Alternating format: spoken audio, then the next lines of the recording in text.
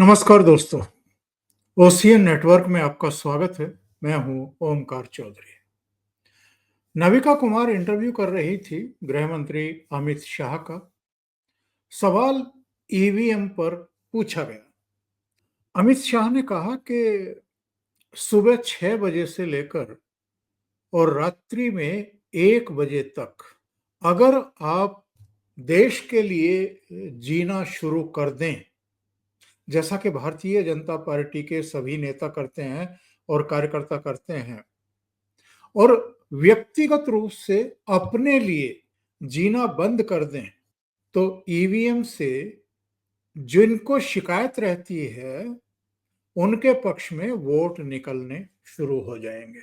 जिस समय मैं बात कर रहा हूं और जिस समय यह प्रोग्राम रिकॉर्ड कर रहा हूं, अब से करीब 1.5 घंटा पहले तारीख बदल चुकी थी जब अमित शाह जेपी नड्डा के घर से निकले हैं। और इतनी देर रात तक क्या चर्चा हो रही थी, क्या बातें हो रही थी? क्योंकि आज वक्फ संशोधन बिल लोकसभा में पेश किया जाना है और उस पर 8 घंटे की चर्चा प्रस्तावित है। तो जाहिर है फ्लोर पर क्या क्या होगा, किसको किस मुद्दे पर बोलना है। मुद्दा तो सबको पता है कि वक्फ का मुद्दा है, लेकिन वक्फ के मुद्दे पर भी पार्टी के भी और जो सहयोगी दलों के नेता हैं वो भी कौन कौन से जो बिंदु हैं उनको हाईलाइट करेंगे और ये असदुद्दीन ओवैसी जैसों को और जो वक्फ की संपत्तियों पर काबिज हैं, जो उनसे मुनाफा ले रहे हैं, जो उनसे फायदे ले रहे हैं, ऐसे नेताओं को भी, ऐसी संस्थाओं को भी, ऐसी पॉलिटिकल पार्टियों की लीडरशिप को भी एक्सपोज कौन कौन करेगा और किस किस तरीके से करेगा, कौन से आंकड़ों और कौन सी जानकारी के साथ करेगा, और वो जानकारी सारी ऑथेंटिक होंगी। यानी जो विपक्षी दल और उनके नेता सरकार पर ये आरोप लगाते आ रहे हैं पिछले कुछ महीनों से कि साहब वो मुसलमानों से उनकी संपत्ति छीन लेना चाहती है, वो मस्जिदें छीन लेना चाहती हैं, और वक्फ की प्रॉपर्टी के लिए जो व्यवस्थाएं बनी हुई हैं वो सारी व्यवस्थाएं सरकार अपने हाथ में, अपने कंट्रोल में लेना चाहती हैं। तो सरकार की तैयारी एक्चुअल में ये है कि इन पर जबरदस्त अटैक किया जाए, प्रमाणों के साथ, दस्तावेजों के साथ किया जाए, इन सबको एक्सपोज किया जाए कि ये सरकार पर इस तरह के ब्लेम क्यों लगा रहे हैं, इसके पीछे की मूल वजह क्या है, और किस तरीके से वक्फ की संपत्तियों के साथ इन्होंने न केवल छेड़छाड़ की है, उसको खुर्द-बुर्द किया है, उसका बेजा इस्तेमाल किया गया है, उससे पैसे कमाए गए हैं। और दिल्ली का तो एक उदाहरण जिसमें केस भी हुआ, जिसमें गिरफ्तारी भी हुई, वक्फ की संपत्तियों को आम आदमी पार्टी के एमएलए ने किस तरीके से लीज पर दिया, 99 ईयर्स की लीज पर, और किस तरीके से बड़ा पैसा कमा करके उससे देश के भीतर भी और विदेशों में भी संपत्ति खरीदी गई, बनाई गई, वो एक उदाहरण है। मैंने केवल आपको एक संकेत दिया है दिल्ली का। ये पूरे देश में यही खेल चल रहा है। और वक्फ की संपत्तियों से जुड़ा हुआ जो कानून अब लाई है सरकार, इससे पारदर्शिता भी आएगी, इससे निगमन का काम भी होगा, इससे बहुत सारे चेहरे बेनकाब भी होंगे। और सबसे बड़ी बात यह है कि ये वक्फ की जो अवधारणा थी, जिसके बारे में बहुत सारे लोगों का कहना है कि इसको बिल्कुल पूरी तरीके से समाप्त कर दिया जाना चाहिए, ये असंवैधानिक है, मनमाना मनमानी व्यवस्था की गई थी, मनमाना कानून था और संविधान से भी ऊपर करके इनको रखा गया, क्योंकि इनके लिए जो एक न्यायिक अधिकरण बनाया गया है, वहां पर जो फैसला हो जाता है उसको किसी कोर्ट में चुनौती भी नहीं दी जा सकती। बहरहाल अब नए प्रावधान तो आ रहे हैं। तो अमित शाह अगर देर रात तक जाग करके अपने पार्टी के नेशनल प्रेसिडेंट के यहाँ माथापच्ची कर रहे हैं, रणनीति बना रहे हैं, ठोक बजा करके ये सुनिश्चित कर रहे हैं कि जितने भी सहयोगी दल हैं उनका पूरा समर्थन, पूरा सहयोग सदन के भीतर दिखाई दे और किसी भी तरह की कोई हील हुज्जत ना रहे, यानी आराम से ये पारित हो जाए, तो आप अंदाजा लगाइए साहब कि इन लोगों को जो जीत दर जीत मिलती हैं राज्यों में, क्या उन पर कोई प्रश्न चिन्ह लगा सकता है? ये निजी मामला है जिसका खुलासा मैं कर रहा हूं, लेकिन ये बताना बहुत जरूरी है। मैं अमित शाह के साथ एक लंच में था और भी बहुत पत्रकार थे, और जब लंच परोसा जा रहा था उससे ठीक पहले उनकी टीम के एक सदस्य आए और उनको इंसुलिन दी गई। तब तक मुझे मालूम नहीं था कि अमित शाह हाई डायबिटिक हैं। तो मैंने मालूम किया तो पता लगा कि हाँ, वो हाई डायबिटिक हैं और उनको इंसुलिन लेनी पड़ती है, और ये कई साल पहले की बात है। जो आदमी रक्तचाप या मधुमेह से ग्रस्त हो और उसके जो काम करने के घंटे हैं, देश के प्रति जो समर्पण है और जो पार्टी के प्रति और सरकार अपने दायित्वों के प्रति जो अनुशासन की भावना है, वो एक मिसाल है। मिसाल है उनकी पार्टी के कार्यकर्ताओं और दूसरे नेताओं के लिए भी, और अगर विपक्ष के नेता भी कुछ सीखना चाहें तो उनके लिए भी। तो संसद में पूरी तैयारी के साथ मोदी सरकार इस बिल को लेकर के आ रही है। जो सो कॉल्ड नेशनल मीडिया है उसमें देर रात तक भी एक भ्रम की स्थिति पैदा करने की, फैलाने की चेष्टाएं की जा रही थी, ये कह करके कि अभी नीतीश बाबू ने पटना में जेडीयू के नेताओं की मीटिंग बुलाई है, पता नहीं इसमें क्या होने जा रहा है। जेडीयू के प्रवक्ता हैं केसी त्यागी, उनका अलग बयान आया है, और कर्पूरी ठाकुर के बेटे जो हैं रामनाथ ठाकुर, उनका अलग तरीके का बयान आया है।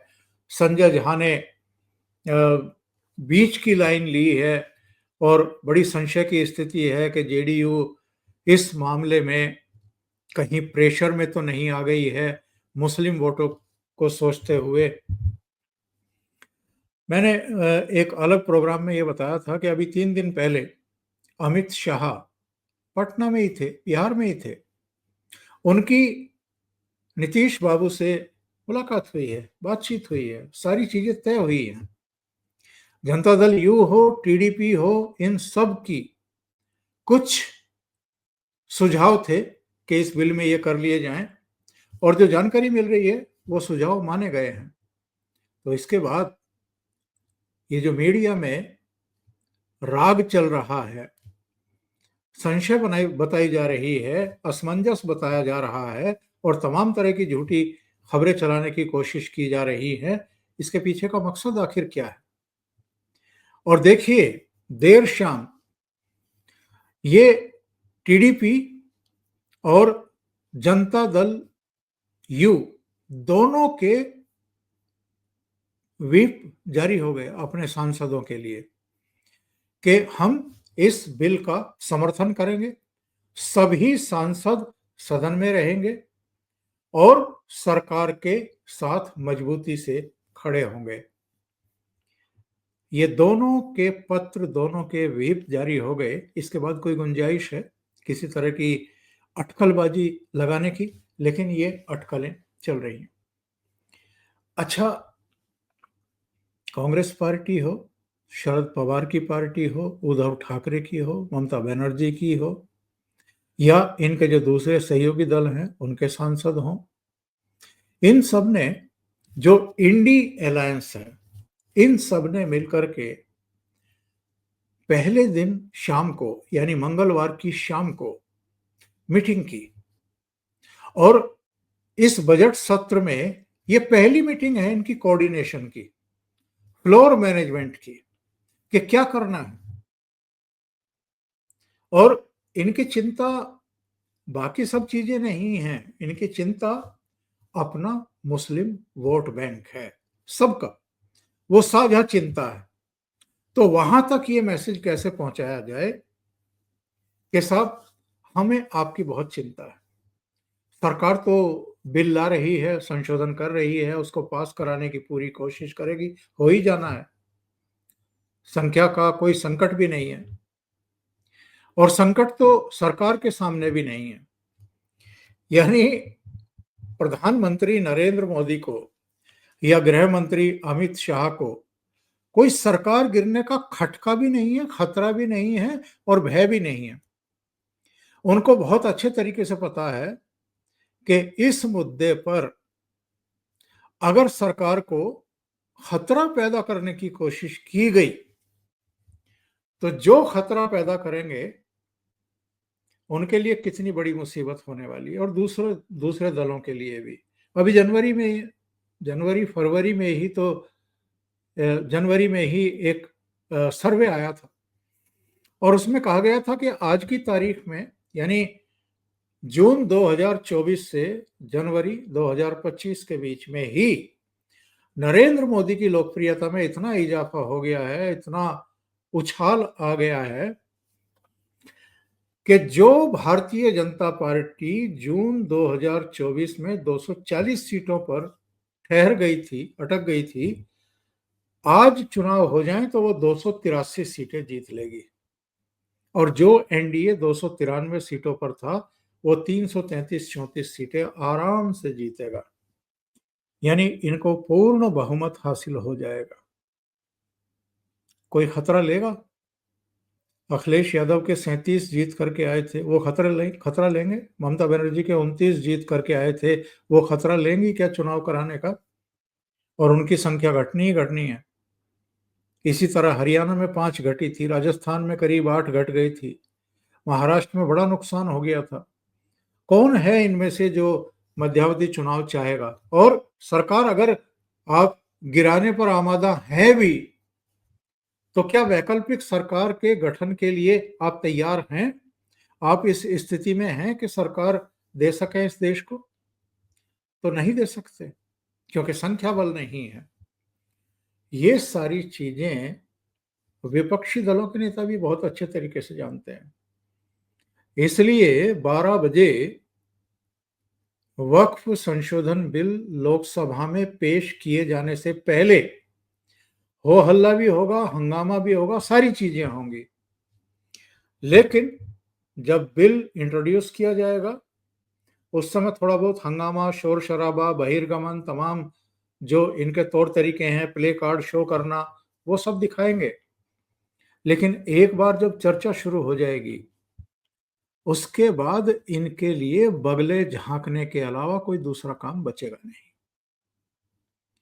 क्योंकि तैयारी गवर्नमेंट की इतनी जबरदस्त है, दस्तावेज इतने जुटा लिए गए हैं, प्रमाण इतने हैं, और इनके चेहरों से नकाब उतार फेंकने के तमाम उनके पास वाजिब कारण हैं। तो केवल वक्फ संशोधन बिल पेश करने और पारित करने तक मामला सीमित नहीं है।